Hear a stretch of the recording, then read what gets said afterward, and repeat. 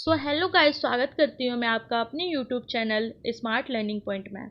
So guys, जैसा कि मैं आपको बताने जा रही हूँ कि हमारे सीटेट की एग्ज़ाम दिसंबर में ही होने जा रहा है, ज़्यादा टाइम नहीं है। तो गाइस, उसके लिए एकदम डिटेल्स में चैप्टर पढ़ना तो मतलब पॉसिबल नहीं है, उससे हम कर भी नहीं पाएंगे। एसएसटी का सिलेबस बहुत बड़ा होता है। तो हम सिर्फ वही टॉपिक करेंगे जो कि सिलेबस में, ऐसा जो सीटेट के सिलेबस में हमें दिया गया है। तो उसका जो फर्स्ट जो टॉपिक है सिलेबस में, वो है क्या, कब, कहाँ और कैसे। तो इसके मैं आपको नोट्स करवा रही हूँ, तो ये नोट्स मैं आपको अच्छे से समझाऊंगी। उसके बाद मैं इसके एमसीक्यू भी आपको करवाऊंगी। तो सबसे पहले हम इसके नोट्स देखते हैं। तो देखिए, लोग कहाँ रहते थे। मतलब लोग कहाँ रहते थे? नर्मदा मध्य प्रदेश। कई लाख वर्ष पहले से लोग यहाँ रह रहे थे। लोग नर्मदा नदी के किनारे रहते थे। वह कुशल संग्राहक थे। भोजन, जड़, फलों, जंगलों के उत्पादों पर निर्भर जानवरों का शिकार करते थे। मतलब उसमें दिया गया है फर्स्ट नोट में कि लोग कहाँ रहते थे। जो पहले के जो लोग थे वो नर्मदा नदी के किनारे, मतलब नर्मदा नदी के तट पर रहते थे लाखों वर्ष पहले।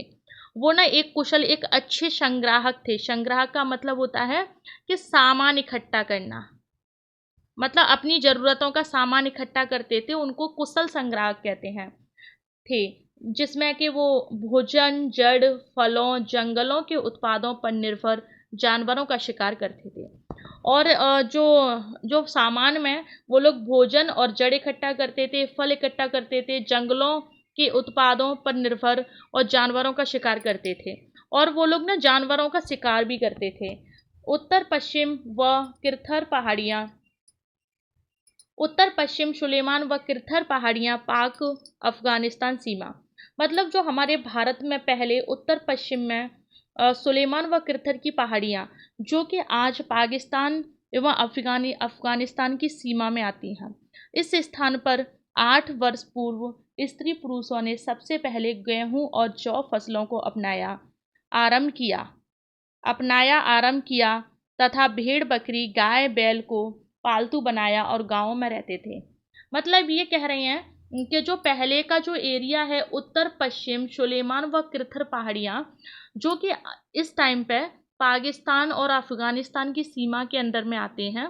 इस स्थान पर 8 वर्ष पूर्व स्त्री पुरुषों ने सबसे पहले गेहूं और जौ फसलों को उपजाया, मतलब ये उपजाना है यहाँ पे अपनाया, उपजाना आरंभ किया। मतलब अगर क्वेश्चन आपके पेपर में अगर क्वेश्चन आए तो ऐसे आएगा कि सबसे पहले गेहूं और जौ कहाँ पर उपजाया गया या कहाँ से प्राप्त हुआ। तो ये इसका आंसर रहेगा सुलेमान व किरतर पहाड़ियों से, है ना। वहाँ पर मेहरगढ़, मतलब यहाँ से हमें ये प्राप्त हुआ था गेहूं और जौ। तथा भेड़, बकरी, गाय, बैल को पालतू बनाया। मतलब इन लोगों ने, जो वहाँ के जो लोग थे अतीत में, तो वहाँ के लोगों ने सबसे पहले तो जौ और गेहूं उपजाना आरंभ किया। उसके बाद में भेड़, बकरी, गाय, बैल पालतू बनाया और वो लोग गांव वगैरह में रहते थे। ठीक है। उत्तर पूर्व में गारो तथा मध्य भारत में विंध्य पहाड़ियाँ। मतलब उत्तर पूर्व में गारो की पहाड़ियाँ हैं तथा मध्य भारत में विंध्य पहाड़ियाँ। गारो, असम, सिंध, विंध्य पहाड़ियाँ, मध्य प्रदेश, यहाँ पर कृषि का विकास हुआ। अब देखना कृषि का विकास कहाँ पर हुआ, तो गारो, असम, विंध्य पहाड़ियों पर। तो जो अगर क्वेश्चन आएगा आपके पेपर में कि जो कृषि है उसका विकास कहाँ हुआ था, तो गारो तथा उत्तर पूर्व में गारो तथा मध्य भारत में विंध्य पहाड़ियों पर कृषि का विकास हुआ। सर्वप्रथम चावल विंध्य के उत्तर में उपजाया गया था। तो सबसे पहले जो चावल है वो विंध्य के उत्तर में उपजाया गया था। ठीक है। तो सब अगर क्वेश्चन आपके पेपर में आएगा कि सबसे पहले जो चावल है वो कहाँ उपजाया गया, तो सबसे पहले जो चावल है वो विंध्य के उत्तर में उपजाया गया था। ठीक है। तो आगे देखिए, सिंध व सहायक नदी। सिंध व सहायक नदी के बारे में 4700 वर्ष पूर्व आरंभिक नगर फल फूले गंगा व तटवर्ती इलाके में 2500 वर्ष पूरे पूर्व नगरों का विकास। मतलब सिंध व सहायक नदी, सहायक सिंध का मतलब होता है सिंधु नदी और सिंध वाले एरिया में, और सहायक नदी का मतलब होता है एक बड़ी नदी, और जो छोटी छोटी नदियाँ होती हैं किसी बड़ी नदी में जाकर के मिल जाती हैं, तो उस बड़ी नदी की जो छोटी छोटी नदियाँ होती हैं वो सहायक नदी होती हैं। ठीक है, जैसे किसी बड़ी नदी में कोई छोटी नदियाँ आकर के अगर मिल जाती हैं तो उस बड़ी नदी की वो छोटी नदियाँ सहायक नदियाँ होती हैं। ठीक है, तो सहायक नदी, तो 4700 वर्ष पूर्व आरंभिक नगर फल फूले गंगा व तटवर्ती, मतलब गंगा व तटवर्ती का मतलब होता है किसी भी समुद्र या नदी के किनारे, मतलब गंगा के किनारे के इलाके में 2500 वर्ष पूर्व नगरों का विकास हुआ। मतलब इसमें कह रहा है कि 4700 वर्ष पूर्व आरंभिक नगर मतलब फले फूले अच्छे से, और गंगा के किनारे के इलाके में 2500 वर्ष पूर्व नगरों का विकास हुआ। गंगा व सोन नदी, गंगा व सोन नदी के बारे में बात कर रहे हैं। गंगा के दक्षिण में प्राचीन काल में मगध की स्थापना, मतलब गंगा व सोन नदी के टाइम पे, मतलब गंगा व सोन नदी गंगा के दक्षिण में, गंगा के दक्षिण में प्राचीन काल में मगध की स्थापना की गई थी। ठीक है, तो मगध एक राज्य था, तो मगध की स्थापना की गई थी गंगा के दक्षिण में। देश का नाम, इंडिया शब्द इंडस से निकलता है जिसे संस्कृत में सिंधु कहा जाता है। मतलब जो देश का नाम है, जो हमारे भारत का नाम है, जो इंडिया मतलब कैसे किसने रखा और कैसे रखा गया। इंडिया शब्द इंडस से निकलता है जिसे संस्कृत में सिंधु कहा जाता है। ईरान और यूनान वासियों ने सिंधु को इंडोस अथवा इंडोस को इंडोस कहा, और इस नदी के पूर्व के भूमि प्रदेश को इंडिया कहा। मतलब ये जो नाम है, जो हमारे भारत का नाम जो इंडिया कहते हैं, ये नाम है कब, मतलब किसने रखा और किस तरीके से रखा गया। तो इसमें बताया गया है कि जो ईरान और यूनान जो लोग हैं, और ईरान और यूनान वासियों ने सिंधु को, मतलब पहले हमारे भारत को सिंध, मतलब सिंधु बोला जाता था, है ना। तो सिंध, तो वासियों ने सिंधु को इंडोस, मतलब सिंधु था उसको इंडोस बोलते थे अथवा इंडोस कहा, और इस नदी के पूर्व के भूमि प्रदेश को इंडिया कहा। भारत का नाम भारत का नाम भारत का प्रयोग उत्तर पश्चिम में रहने वाले लोगों के एक समूह के लिए किया जाता था। इसका वर्णन ऋग्वेद में भी मिलता है। मतलब भारत का प्रयोग है उत्तर पश्चिम में रहने वाले लोगों के एक समूह के लिए। मतलब जो भारत है, अब बोल रहा है कि हमारे देश का नाम भारत कैसे पड़ा।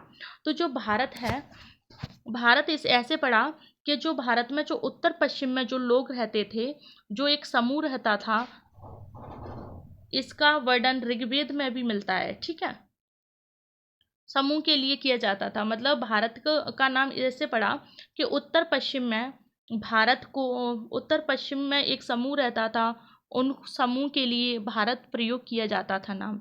इसका वर्णन है वो ऋग्वेद में भी मिलता है। अतीत के बारे में कैसे जाने, मतलब अतीत मतलब पहले के बारे में कैसे जाने। पांडुलिपि, ये पुस्तकें हाथ से लिखी होती थी, ताड़ के पत्तों पर बुर्ज पेड़ का छाल से निर्मित। मतलब पांडुलिपि वो लिपियां होती हैं, पांडुलिपि उनको कहते हैं जो लिपि हाथ से लिखी गई है। कोई भी बुक या पुस्तक या कोई भी लिपि या कोई भाषा अगर हाथ से लिखी गई है तो उसको पांडुलिपि कहते हैं।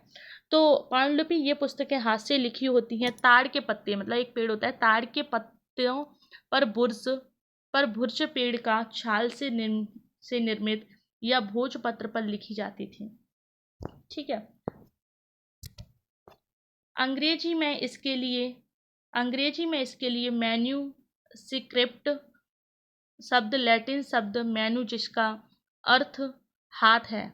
मतलब जो पांडुलिपि है उसको अंग्रेजी में मतलब इसको प्रयोग किया गया मैन्यूस्क्रिप्ट। मतलब अंग्रेजी में पांडुलिपि को मैन्यूस्क्रिप्ट शब्द से बोला जाता था, एवं लैटिन शब्द है ये मैन्यूस्क्रिप्ट, एवं मैनू जिसका अर्थ हाथ है। मैनू का मतलब जिसका अर्थ है हाथ। इस पांडुलिपि में धार्मिक मान्यता, व्यवहार, राजाओं के जीवन, औषधियों तथा विज्ञान आदि सभी प्रकार के विषय की चर्चा मिलती है। ठीक है, मतलब इस पांडुलिपि में औषधियों तथा विज्ञान आदि सभी प्रकार के विषय की चर्चा मिलती है। यह संस्कृत, प्राकृत व तमिल भाषा में लिखे हैं। प्राकृत आम लोगों की भाषा है। प्राकृतिक भाषा आम लोगों की भाषा है। अब अवलेख मतलब हमें इतिहास में अवलेख कितनी मिले हैं, कहाँ मिले हैं, किस तरीके से मिले हैं। तो अवलेख अतीत के बारे में जानने का एक और महत्वपूर्ण स्रोत है। अवलेख यह कठोर सतह पर उत्कीर्ण किए जाते हैं। मतलब अतीत के बारे में अगर हमें जानना है कि पहले क्या हुआ था, कैसा रहा होगा, क्या हुआ होगा, तो उसके लिए हमें एक महत्वपूर्ण जो स्रोत है जिनसे हम उनका पता लगा सकते हैं वो है अवलेख। मतलब जैसे हम कहीं किले वगैरह पे जाते हैं तो वहाँ पर हमें बहुत सारे मतलब दीवारों पर कुछ लिखा लिखा मिलता है, लेकिन वो हम उनको समझ नहीं पाते हैं। बट जो समझने वाला उसको समझ सकता है और उसके बारे में, अतीत के बारे में हम पता लगा सकते हैं। ठीक है। अब पुरातत्वविद अब पुरातत्वविद तत्व पुरातत्वविद वे व्यक्ति जो अतीत में बनी वस्तुओं का अध्ययन करते हैं। पुरातत्वविद वो इंसान होते हैं जो पुरानी चीज़ों का, मतलब जो पुरानी समय में जो अतीत में क्या हुआ था उन वस्तुओं का अध्ययन करते हैं, उन्हें बोलते हैं पुरातत्वविद। जैसे पत्थर व ईंट से बनी इमारतें, अवशेष अवशेष मतलब सामान होता है, सामग्री, चित्र, मूर्तियाँ इत्यादि। इतिहासकार जो लोग अतीत का अध्ययन करते हैं, तिथियों का अर्थ, इतिहासकार उन्हें कहते हैं जो अतीत का अध्ययन करते हैं और तिथियों का अध्ययन करते हैं कि कब क्या हुआ था, कब क्या हुआ था। ठीक है। बीसी का मतलब होता है बिफोर क्राइस्ट। मतलब जैसे इनको आप अच्छे से देख लेना, ये क्वेश्चन बनते हैं एग्जाम में कि बीसी का मतलब होता है बिफोर क्राइस्ट, ईसा पूर्व, ईसा के जन्म से पहले। मतलब जो बीसी का समय है, बिफोर क्राइस्ट का समय है, उसको हम ईपू लिखते हैं शॉर्टकट में। वैसे ईसा के जन्म से पहले का समय है बीसी। एवं एडी एनो डोमिनी, इसको हम ई लिखते हैं, ईसा मसीह के जन्म के बाद। मतलब ये जो समय है वो ईसा मसीह के जन्म के बाद का समय है। ठीक है। तो बीसी और एडी में अंतर पता चल गया ना। अब कृषि का आरंभ 8000 वर्ष पूर्व हुआ था। अब जो कृषि का जो कब, कहाँ और कैसे चैप्टर में जो अतीत के बारे में हमने पढ़ा, उसमें कृषि का जो आरंभ हुआ था वो 8000, अब से 8000 वर्ष पूर्व हुआ था। ठीक है। सिंधु सभ्यता के प्रथम नगर 4700 वर्ष पूर्व।